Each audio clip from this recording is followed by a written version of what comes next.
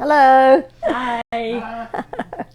We're Pinky Mouse Sisters in the kitchen, and Linda and I are enjoying our brothers and Linnell here this afternoon, and Debbie, Edward, our youngest brother's wife, is at the hotel. She wasn't feeling well because they had to travel here, so she's not with us tonight. But we're just going to sit around and talk a little bit, and with Charles and Edward and Linnell, and if y'all have any questions, you can just we'll try to answer them, But anyway, So welcome to our little session this afternoon. I'm so full, y'all. Me too. We just got through eating a huge, wasn't really lunch and it wasn't really supper, but No. it sure was good. yeah, it was good. We had hot tamales, Mexican food, yes. Mexican casserole, and Linnell fixed Rice, her famous Spanish rice. Was delicious. Dip and chips and Yeah. salad, and it was sweet on tea. It was really good. So Well, I'm Edward. I'm the youngest of the four. And today's his birthday. right, happy birthday! Hey. Thank you. I want to tell y'all a story that happened before I got married. This wasn't when we was growing up. Felt like I was grown anyway. I was working over in Meridian, Mississippi, and dating my wife, Deborah, before we got married. She lived in Jackson. So I'd run back and forth between Jackson and Meridian every chance I got to see her. It wasn't but about 100 miles, but sometimes it'd be late at night. And one time I was going back to Meridian over there, and I-20 wasn't open yet. Does he need to put his mic up? They had it, the roadblocks up, and I'd just go around the roadblock and stay on I-20. Well, anyway, I got over there around a small town about in Morton or Pelahatchie or somewhere, and a sheriff's department car got in behind me and pulled me over. And he stopped me and he said, "Get out of the car, boy." So I got out of the car. He told the sheriff's deputy, he said, "Check that car and see what's inside that car." And he said, "You come to the back here with me." So he checked the car and he come back and he said, "What's inside his car?" And he said, "A Pepsi Cola and a Bible." The guy thought he probably thought I had something in there to drink that was illegal. But anyway, he said, "I'm going to have you to open that trunk, boy." And I said, "Yes, sir." And it just dawned on me that I had been fishing that Friday night before Sunday night. This was in the summertime. And I had forgot to take some fish out of that trunk. Oh no! And I kept smelling something. And anyway, I said, "You don't want me to open that trunk?" And he said, "Boy," I said, "open that trunk." So I stuck the key in that old Ford and popped that trunk about 4 inches. And he said, "Shut that trunk, boy." And he didn't want to know what was back there. I tried to explain it to him, and he said, "Just get in the car and be careful." Well, that was really happened to me, and it's quite funny at the time. I really got a good laugh out of it. Yeah, Stinky fish is really bad. The stinky fish, and I've been smelling something for a day or two. I went all weekend in the heat of the summer, and forgot about throwing. It was a half dozen catfish back there, Oh my goodness! Yeah, That's fish hilarious. stinks. That's for sure. Linda, do you need a pillow? No, I'm fine. Okay. Thank you. You should tell him about the shrimp. Well, I know we had about the same thing happen, only it was a shrimp in our car because our kids had cleaned it and they left some of the shrimp in the back of the car. And after about a week, that's pretty bad. Yeah. But what you didn't know about it was that Edward, even from a very young age, he kept his vehicle spotless. Yeah, he did. I mean, if that officer had looked inside of that car, it would have been as clean as a brand new. But what was back there in that trunk, that was his work area. And anyway, I wanted to tell you about whenever Linnell and I first started going together. Now, she lived in Appleby, which is a small town outside of Nacogdoches, in Nacogdoches County. And we had started going together, and the only place that we would go basically was to the church and to singings. And so she told me, I knew that there was a skating ring up there out in the country close to their house. And I asked her one time, I said, would you like to go skating on Saturday night? She said, well, I think that would be a good idea. We'll go skating. And so we went up there. I'd never been skating in my life, by the way. So I picked Linnell up. It's just a short distance from her house. I mean, I know she lived in the country, but this skating ring was also in the country. So we went up there, and like I said, I'd never been skating in my life. And at the stage in my life that I'm at right now, I fall quite frequently. That's why I've got this walking cane. But anyway, we get on these roller skates, and we get out there, and I'm basically holding on to Linnell and trying to skate. And I'm not sure if I was falling or if Linnell was tripping me. But I would wind up on the floor on top of Linnell, and she didn't seem to mind it, so I probably fell a half a dozen times on top of my wife there when we were 15, 16 years old. You know? And so we started going together, and kind of been going together ever since. We just celebrated 57 years. Yeah, that's been a long time. But when Ed and I have always bought and sold anything of value from a very young age. You know, I mean, I'd work on buy old cars and old trucks and fix them up, and I'd pull Mary around pulling cars. He sure did. He sure did. I bought this 1947 Ford pickup. It was red with black fenders. It had white wall tires on it, spinner hubcaps, the wide white walls. It had a white bone steering wheel and a white bone shifter knob on it. It was a pretty pickup, and Ed just loved that pickup. It had a V8 engine in it, and I bought it real cheap. And the reason that I bought it cheap was because it had a busted motor in it. Engine in it, I'm sorry. And of course the people knew it, and I knew it. And you could crank it up, and it would run real good until it got warmed up. And when it got warmed up, it didn't get warm, it got hot. So I knew the engine was busted in it, and the people that sold it to me, they knew it. Ed wanted that pickup so bad. He was just learning to drive. He wanted that pickup, and I didn't want him to have it because I knew the engine was bad, and I knew he didn't have the money to buy it, and I reckon I'm trying to explain that to him now why he didn't get that pickup, because that engine was bad, and I sold it for probably, I don't remember what it was. I'm sure I made a little bit of money on it, but it wasn't much because it had a bad engine in it. Yeah. But anyway, that's just one of the things that good Lord has been good to us. He's looked after us, kept us healthy. We've never been in any serious trouble or anything. I've only been in the back of a police car one time in my life, and that was in Arizona. We pulled in there with a mobile home, and the DOT officer said it was on a hill. He said, I want you to stop this trailer with the trailer brakes. Well, that don't work on a mobile home. Mobile home, the trailer brakes, they pass inspection, but they will not stop a mobile home. And I knew it, and this guy down there, this officer, he was writing tickets, every one of them that come through there. And they put me and my son in the back of a police car and drove us down to the judge, and she talked to us something fierce and told us how unsafe we was driving on the road, and wanted $750 a piece. And I had already told my company that I wouldn't pay it, that I would quit and pull my decals and come home, but I was not paying that $750. So we got there, and the company paid it for me and for my son. So we get back down there, and this DOT officer, I still remember his name, but I won't tell you what it was because I'm not supposed to do that. But anyway, we got back down there, and he said, okay, he said, y'all can go. And I stood there, and my son is right beside him. My son's a whole lot smarter than I am. And I said, you mean to tell me that that judge down there just chewed us up one side and down the other side because we was unsafe, and now that you got your $750, we're safe to leave and we can go now? He said, yes, sir. And I stood there and I said, you're a thief, a crook, and you ought to be in jail yourself. And Aaron grabbed me by the arm and said, Dad, let's get out of here.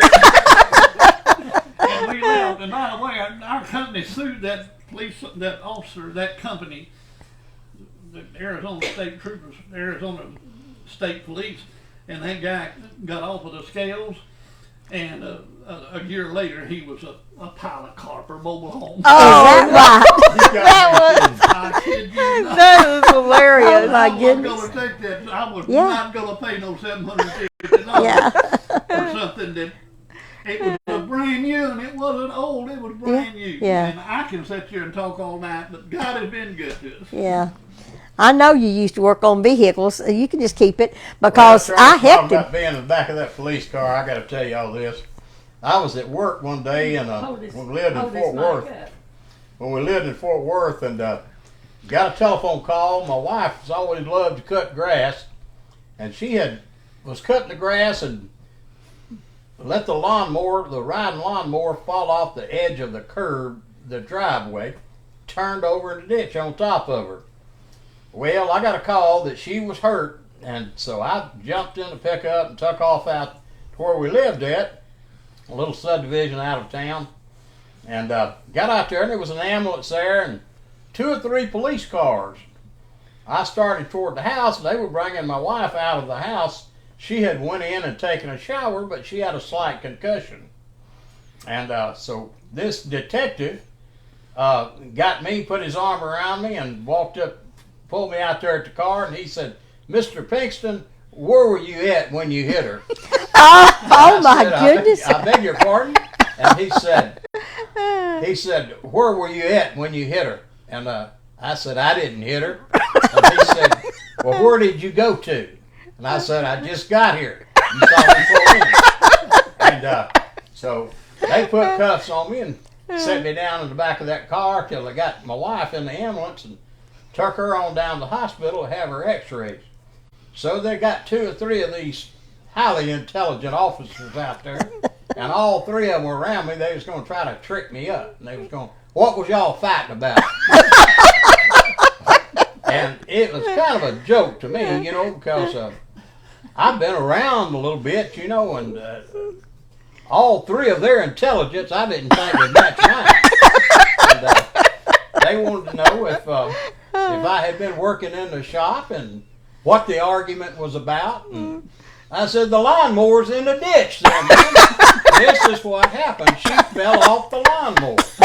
That's the story I got from one of the neighbors. I said, "I don't know. Y'all might have whooped her. I don't know. But I certainly didn't whoop her. I was at work, But that went around and around till they had got somebody in the emergency room to talk to Debbie, and she had finally regained her senses enough to tell them that no, she hadn't even seen me since that morning. But that was a goodness. funny ordeal, and got a good laugh out of it. Yeah. I certainly didn't get hurt, and nothing went on my record. You know what I mean? Yeah. But anyway, That was funny. I ain't never been in the back of a car. Police car? Have you, Linda? No, I have loaded hay, loaded trucks. Yeah. Hey, Mary, Me too. Yeah. Linnell too. Yeah, you worked on a farm. I got where I could take my knee and bump that bale of hay up on. Bales of hay weighed. They was the square bales back. How much did they weigh? I don't know how much they weighed. Mary, what did you drive the truck in the I field with drove- hay, or was it watermelons? No, it was hay. It was hay. I was, 12 years old? 11. I think I was 11 years old. And Jesse and them, they had to get this hay out, and they come to the house and wanted somebody to drive the truck while they loaded the hay. And Jesse said, "You can do that, Mary Lorraine."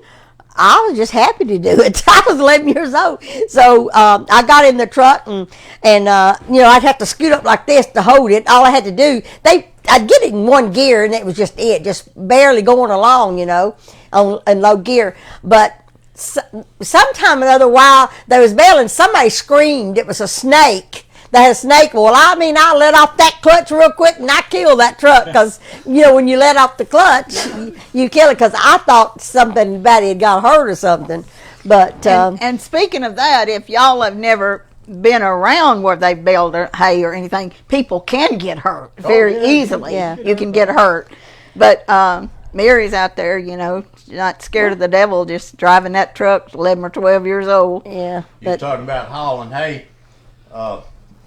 Before I got married, I was wasn't dating this young lady, but kind of, I guess I thought about dating her, but I drove about 100 miles to see her and her brother one afternoon, and got down there, and her daddy said, well, you can date my daughter tomorrow night, but you're going to have us get some hay out of the field tonight. Was that close to JS? Yes, it was. And, so anyway, I took off my shirt, and we got out there and hauled hay all night long till about 4 the next morning. And he said, y'all go get you a couple hours of sleep. And he said, we'll get up and have a big breakfast, and we'll get at it again. And then, Mr. Ed, tomorrow night you can take my daughter out. This is a very, very true story. So the next morning, I went in there and laid down for about 45 minutes and couldn't go to sleep. And I got up and snuck outside and got my car, and their car was parked on a hill, and I had a standard transmission. I pushed that car off down the hill till I got to the bottom of that hill, popped that clutch, and I never spoke to I never spoke to that girl again, and never spoke to her or her daddy again. But I figured out that It would work. I hadn't It met a would woman work. yet that was worth hauling hay all night. And that's before I met my wife, but I can tell you that woman, I wasn't going to haul no more hay for her. Oh, Lord. So funny. I want to tell you one more story about police officers, but I just want to tell you I've got a lot of respect for police officers, and got 2 or 3 first cousins that are police Yes. officers, state troopers. One that was a DOT officer, I got all the respect in the world for him. Okay, I pulled mobile homes most of my life, 47 years. One year we was having a show in Fort Worth, and it was at the Will Rogers Coliseum, and the show was over with, and you had to get all of them out, and we were talking probably 200 mobile homes that had to be gotten off of this Will Rogers Coliseum in one day. They had trucks down there, you would not believe how many trucks was there, and they have curfews for pulling mobile homes. Now, curfew is certain hours you cannot pull them. And 4 to 6 in the afternoon was 2 of those hours that you could not pull them because of traffic. So the mobile homes were lined up in a line there, so that when this 4 o'clock got here, 6 o'clock got here, you could take off with them. Well, the state, because it was such a big deal, I mean, this mobile home show had been going on for a week. The state had waived the permits for 48 hours for us just to get those buildings off of the lots, which you have to have a permit for everything you pull that's oversized. So we were sitting there, and at 6 o'clock, man, we took off. So we get down, and there's 5 of them for my company, and I'm in the lead, because I was always fast back then. I'm in the lead, and there's 5 of them from my company that's pulling them out, and we're pulling them down to our storage lot. And we get over to Northside Drive in Fort Worth, city policeman pulls all 5 of us over, me in the lead. He comes around and whoops over. He pulled us over on the side of the road, and he said, I want to see your permit. And I said, oh, I don't have a permit. This was on a Friday afternoon. The state waived the permits to get them out of the show over there. He said, all y'all come from the show? I said, yes, sir, they sure did. And he said, well, I'm going to call the state. Well, it was after 5 o'clock. Permit office was closed. Yeah. He couldn't get anybody. He said, you are lying. I said, no, sir, I'm not lying. They waived the permits for 48 hours so that we can get them off the Coliseum, out of the fairgrounds over there. Well, he said, I'm going to write you a ticket for pulling after dark. And he had on dark sunshades. And the sun was just bright shining. Oh, goodness. And I looked at him, I said, well, you're crazy as a busy bug. That did not go over very good. He wrote me 5 violations. And everybody else there, violations, he wrote tickets till after dark and said we couldn't leave till the next morning. Oh, no. So I just decided, I took my little ticket and I decided I'd have my day in court. So we get up, and apparently on the police officers, and like I say, I've got all the respect in the world because we've been law-abiding people all of our life. So we get up there to the courthouse, and we go in there, and this police officer that wrote these tickets, apparently all of them that he's written that's been contested is there that day. And my Lord, I never felt so sorry for a guy in my life. Them lawyers were tearing that police officer up. I mean, they were just giving him fits. And he said, "Is there anybody else?" And I raised my hand. He said, "What do you got?" And I said, "Judge," I said, "have there been enough said about this police officer here today?" He said, "Case dismissed." And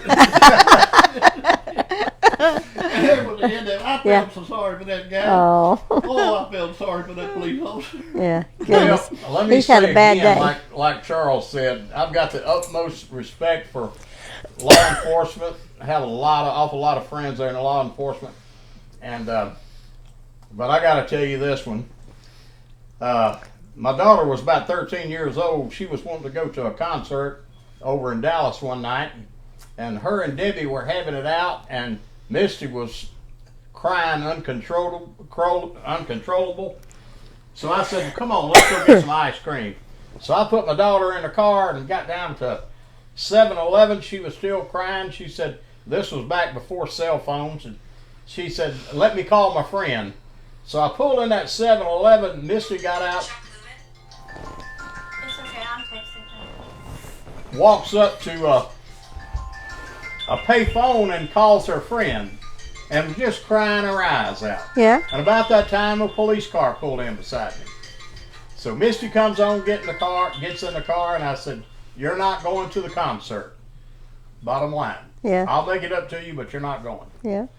So anyway, I got about a block down the street. Policeman pulls in behind me, pulls me over, Two of them in the car, takes Misty to the front of the car and me to the back. Wanted to know what I had done to her. I said I hadn't done anything to her. Yeah. She wanted to go to a concert, Yeah. and I wouldn't let her go. So anyway, he went back and questioned Misty, and Yeah. Misty told him, Yeah. I was a good dad and Yeah. everything.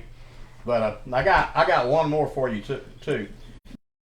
Cars come in lickety split, and Charles gets out, and Charles was we're all pretty hyper people, and Charles pretty tough looking old boy, and he walks back there and he gets on the outside, to keep away from traffic, and he's talking to the guy. I kicked my door open, which probably upset the officer, but Charles was talking to the officer, and the officer asked him, he said, "How much weight do you think you got on this trailer?"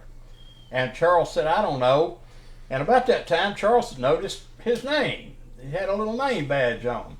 And Charles was standing too close to this guy to start with. I know not to do this, but Charles was just standing real close to this guy.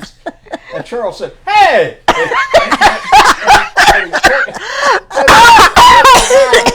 Yeah. He said, "I got a cousin that's DOT." And that guy reached for his gun, and his face just looked like all the blood, because Charles touched his name. And Yeah. he said, "Hey, what's your name?" He said, "I got a cousin." I said, "With a DOT."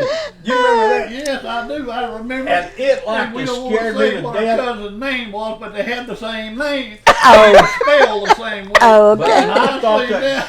I thought the guy was going to shoot Charles. Oh, my- Ready to shoot me. Oh my goodness. But I sure do remember it that. upset the guy. It upset the DOT guy so bad that I think he forgot about us being about 20,000 pounds overweight.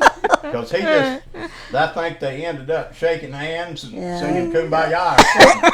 But I was scared, and Charles got in the car. He let us go. Didn't write you a ticket. Remember that? No, he didn't write me a ticket. He let me go and said, "I don't have any way to weigh you, but I know you're overweight, but I'm going to let you go." Yeah. And he Oh, let me that's go good. probably because I told him the first cousin that had the same name that he had, Yeah. was the DOT officer. Yeah. And he let me go. He did not write me a ticket. Yeah.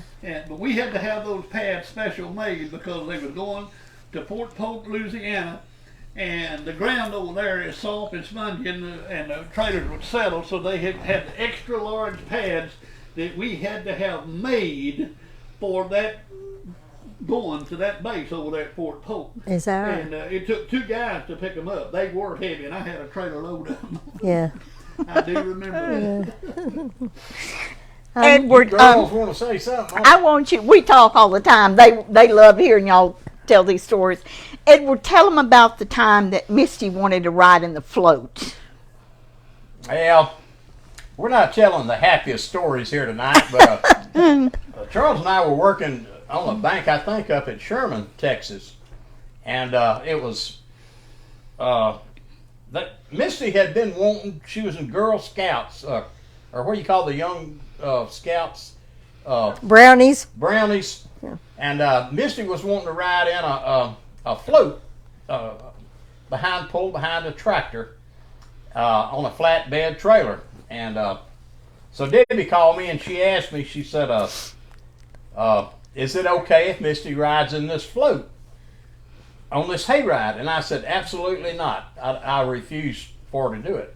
Well, that aggravated Debbie, and I don't know, when you get a funny feeling about something and you feel like you just don't, you don't want something to happen. So I told her, I said, absolutely not. Well, they called me back about three times that Friday, and the float, well, the parade was the next day.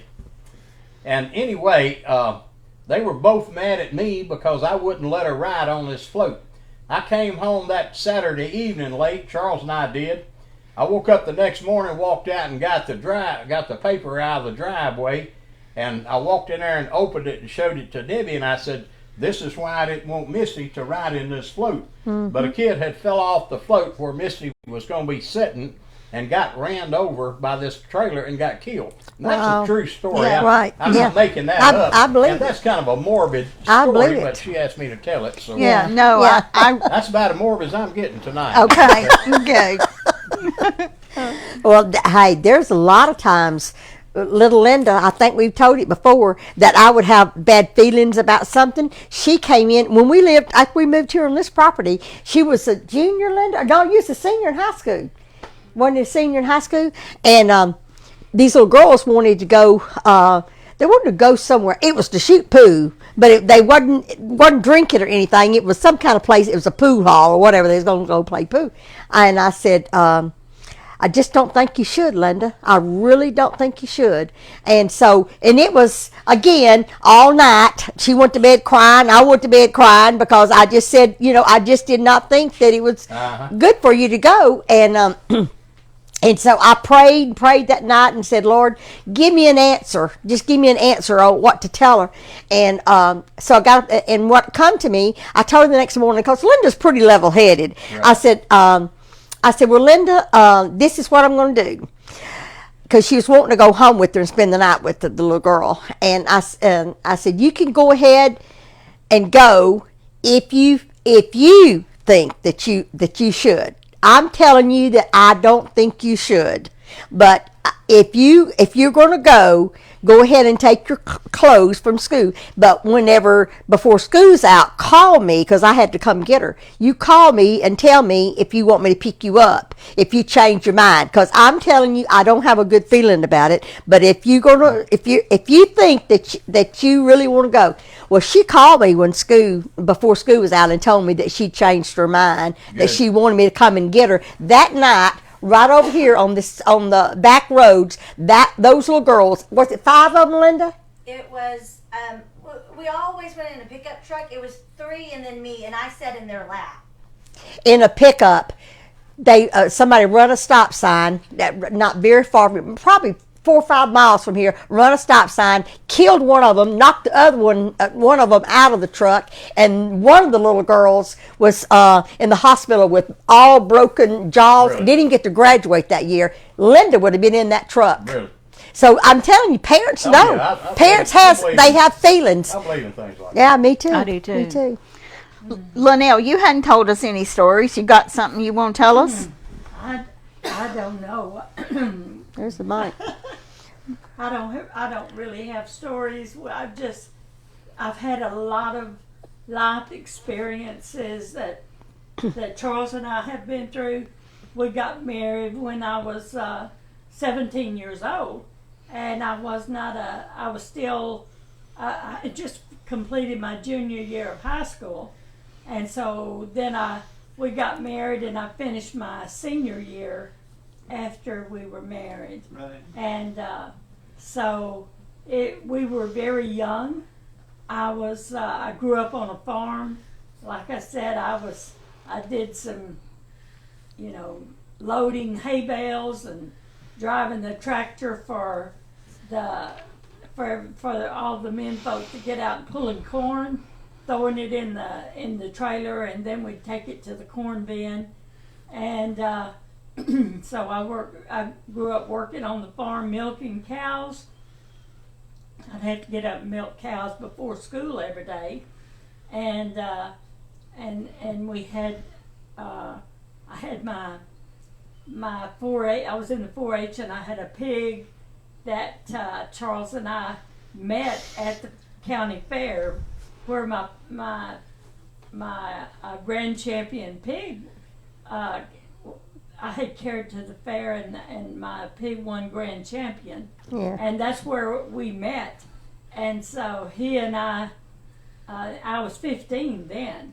And so we dated a couple of years, and then got married. And like I said, that was a long time ago. That was in 1965.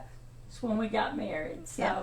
June 4th, right? June the 4th, 1965, and we have, it's been we've had challenges in our life, but we've always wanted to work them out, and we've worked together on trying to get through them, and we've had a lot of wonderful times with getting to travel a bit, and we got to go to the Holy Land. We've been to Australia. We've been to several cruises. We've been to Alaska. Hawaii. We've been to Hawaii. And so we've been to, gotten to do quite a bit of traveling. God has blessed us. And we have 3 wonderful children, 7 grandchildren, and 7 great-grandchildren. So we're blessed with our family. And so I'm just so grateful for all of God's blessings to us, and I'm just, there's no way I can say how much how thankful I am for all that God's blessed us with. Let me tell y'all this about Linnell. The first time that I had met Linnell one time, but one Sunday afternoon, Charles wanted us to ask me if I'd like to go up to the farm where Linnell and Sue lived, and I said, yeah, I'll ride with you up there. We pulled up in their driveway.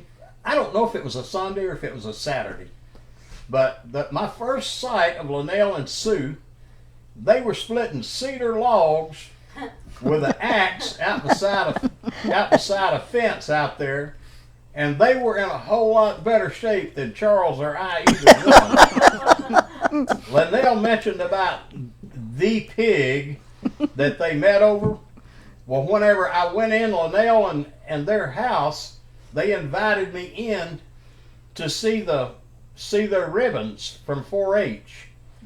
All 4 walls were plastered with first prize grand champion, second prize, but they had awards, hundreds of awards. They knew what they were doing with livestock. Yeah. Remember that? Yeah. And I never forgot that. The only time I ever went in that room, but it made a big impression on me. Yeah. Yeah. Linnell just told you that we started to go together when she was 15, and we got married when she was 17. And I was up there just about every weekend. So I called her one Friday and said, I'm going to come up there tomorrow. And she said, no. Well, I immediately I said, why can't I come? I don't want you to come up here. And I said, what's wrong? Are you going somewhere? No, I don't want you to come up here. Well, Saturday morning, I'm on my way up there. I want to know why. And that's the Pinkyston in us, y'all. Queen comes to the Lord. He said, she don't want to see you.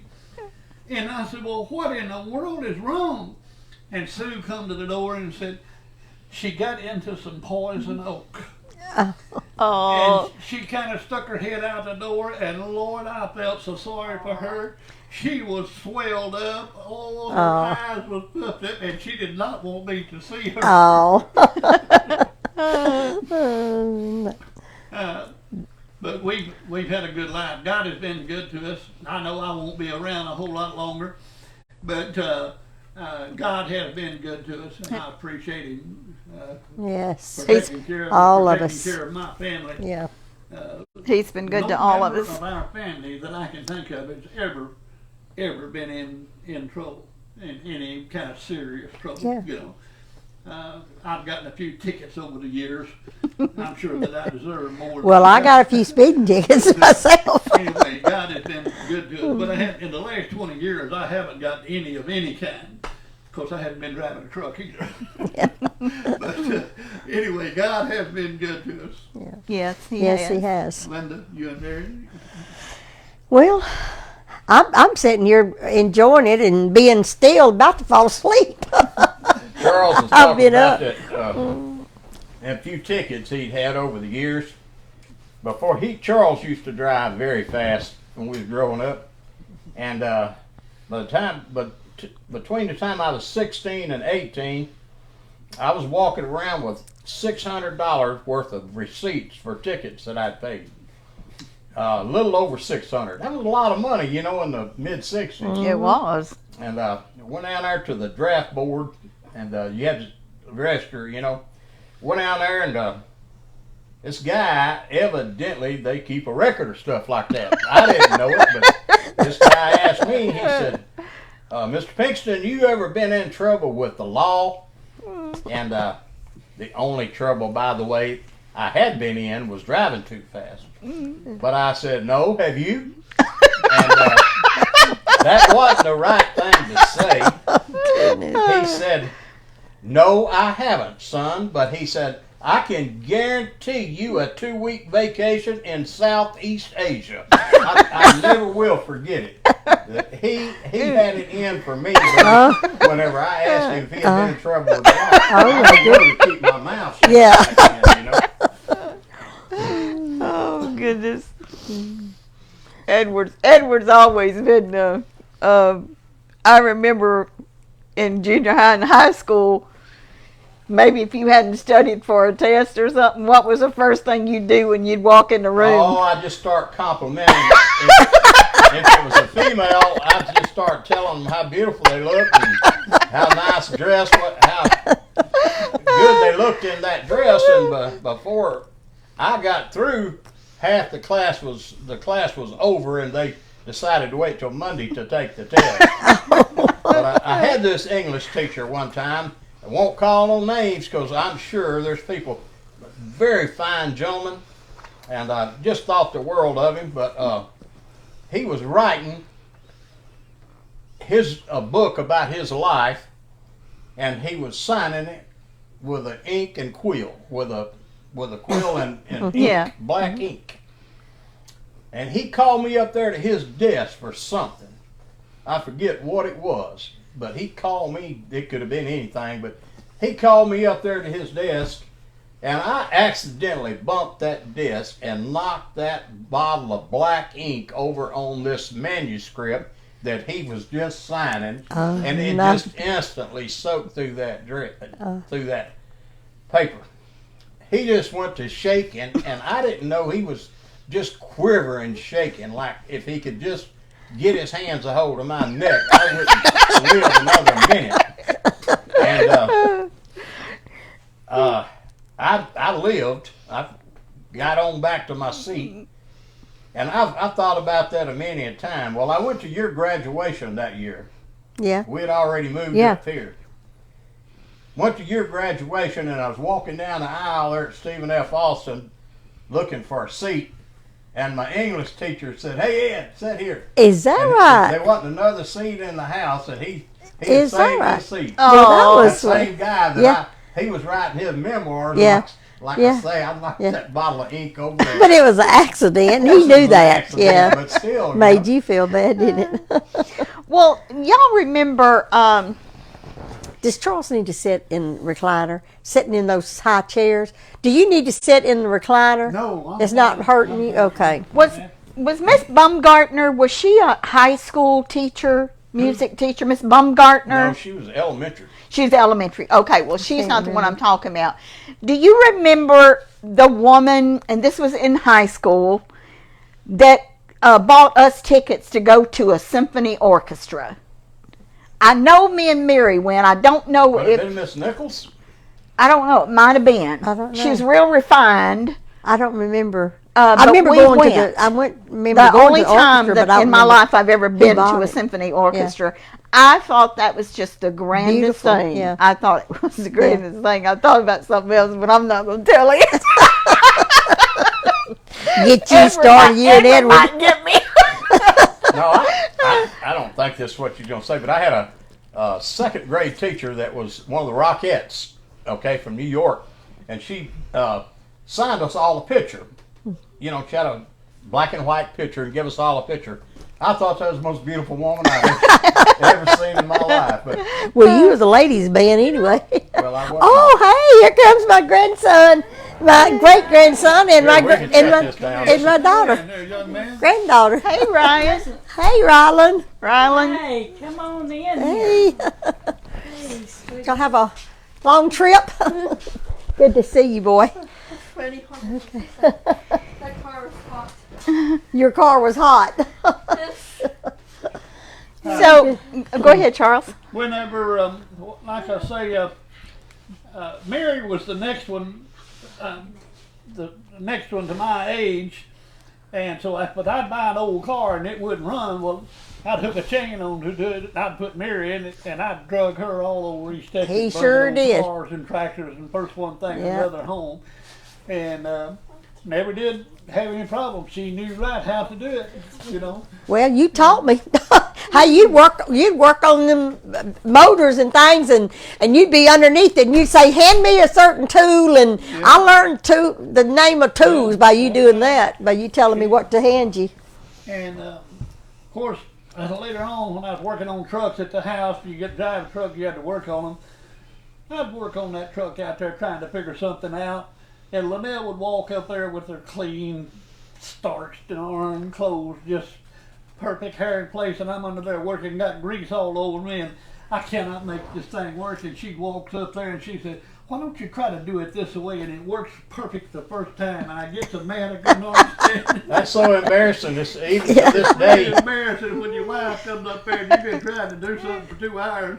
Yeah. She comes up there in 5 minutes and takes a look at it and tells you exactly what to do. And it Hey, that's works. smart. I could be putting something together and have it together 3 times and taking apart, and Debbie will walk up there and pick up the instructions and read a couple of lines and said, "If you put B59 next to A306, I think that'll work," without looking at anything. Yeah. Just that one little line. Yeah. And I don't know if it's just luck or what. Well, she's very intelligent, and it she's usually reading works, instructions. you know? Yeah. Yeah, you'd be surprised how them instructions help out. But men, we just don't like to read them. You know, we Yeah. think Yeah, I know it. mechanically inclined and Yeah. put stuff together. You know. Yeah. And my next door neighbor, I've helped him put together a dozen deer stands, and as soon as we get them put together, as soon as I get them put together, the next day he'll be out there disassembling them, Oh. put them together his way, and Oh, him my or Sally one will fall out at it. You know. It's not funny, but it is funny. Oh, it's been so much fun It has. reminiscing and talking, and we're glad that y'all joined us. And I know everybody's probably getting ready to get up and move around a little Yeah. bit. So thank y'all for joining us. Anybody have anything else y'all want to say? No, just thank y'all, and Enjoyed being with the family this afternoon. Yes. yeah. Absolutely love our family. And then tomorrow have everyone here tomorrow, but I don't know if we're going to video it tomorrow or not. Not sure. I don't think We so. may not, but we Yeah. might do some pictures and clips and yeah. stuff, but But probably not video. we're looking forward to it. And like I said, my oldest granddaughter just got here, so I'm anxious to get out and hug her neck. She's out Happy there. New Year to everybody Happy out New there. Year. Yes. Hope We you love have a y'all. wonderful, blessed year. Thank Bye-bye. y'all. Bye-bye.